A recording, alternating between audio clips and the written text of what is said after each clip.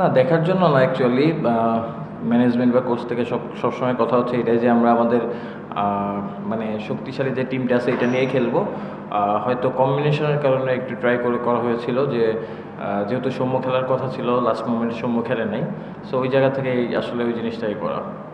আমার কাছে মনে হয় যে বড় বাউন্ডারি বা ছোট বাউন্ডারি, হ্যাঁ অবভিয়াসলি আমার কাছে মনে হয় যে যেটা স্ট্যান্ডার্ড ওইটাই থাকা উচিত। আর হয়তো আমার কাছে মনে হয় যে হ্যাঁ, যেহেতু টি-20 ম্যাচ, হাই স্কোরিং ম্যাচ হচ্ছে, বাউন্ডারি লাইনে আউট হওয়ার সম্ভাবনাও বেশি থাকবে, এটা নর্মাল। না ডেফিনেটলি দেখেন আমরা থ্রু আউট দ্য টুর্নামেন্ট আমরা ভালো খেলেছি, বাট অবশ্যই এটা একটা অ্যালার্মিং আমাদের সাইড আমাদের জন্য। আমার কাছে মনে হয় যে সবাই সবার জায়গা থেকে অবভিয়াসলি চিন্তা করতে পারবে, এবং আমার কাছে মনে হয় যে ক্রিকেট জিনিসটা এরকম যে ভালো ক্রিকেট খেলেই জিততে হবে। নর্মালি আপনি আসলেন জিতবেন এটা আশা করা ঠিক না। যেদিন ভালো ক্রিকেট খেলবেন ওই দিনই পার্টিকুলার ওই দিনটাই জিতবেন।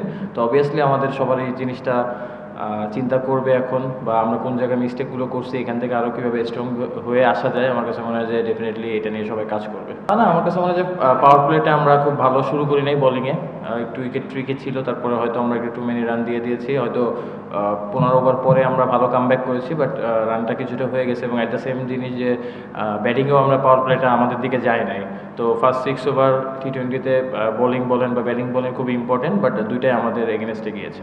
এটা আসলে এরকম কিছু না, আমার কাছে মনে হয় সবসময় টিমের জন্য কন্ট্রিবিউট করতে চাই। হয়তো আলহামদুলিল্লাহ ভালো যাচ্ছে এখন। অবভিয়াসলি চেষ্টা করবো যাতে এই জিনিসটা থ্রু আউট দ্য টুর্নামেন্ট করতে পারি। এবং সবথেকে বড় জিনিস আমার কাছে যেটা সবসময় বলি, রান করার থেকে টিমের জন্য প্রয়োজনে কোন রানটা ইফেক্ট পড়তেছে, উইনিং কন্ট্রিবিউট করতে পারতেছে, ওইটা ইম্পর্টেন্ট।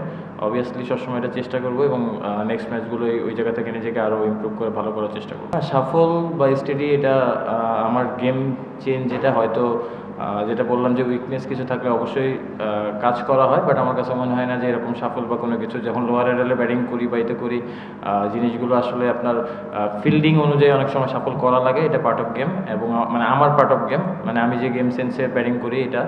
বাট অবভিয়াসলি যেটা বললাম যে সবসময় নিজেকে ইমপ্রুভ করার চেষ্টা করি, হয়তো পার্টিকুলার জায়গা থেকে কিছু জায়গা থেকে আরও ইমপ্রুভ করতে চাই নিজে। অবভিয়াসলি দেখেন আমার কাছে মনে হয় যে রংপুর বা বরিশালের যে ফ্যান বেস, সিলেটের আপনার অনেক অনেক ক্রাউড, চিটাগাংয়ে অনেক ক্রাউড। তো আমার কাছে মনে হয় যে ভালো ফ্র্যাঞ্চাইজি আসলে অবশ্যই প্রফেশনালভাবে যদি ফ্র্যাঞ্চাইজি চালানো হয় তাহলে দর্শক অনেক বেশি মাঠে আসবে। এটা মেন পয়েন্ট, আমাদের এটা বুঝতে হবে যে বিপিএলটা একটা প্রফেশনালিজম আছে এখানে। আমার কাছে মনে হয় যে কিছু জিনিসগুলো রয়েছে যেগুলো আরও বেশি ইমপ্রুভ করা যায় টিমগুলোর জন্য।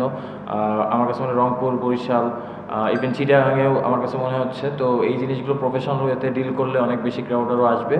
তো আমার কাছে মনে হয় যে এই জিনিসটা হচ্ছে ওইভাবে ডিল করা উচিত। না অবভিয়াসলি মিরপুর বা সিলেটের উইকেট বেটার ছিল চিটাগাংয়ের থেকে।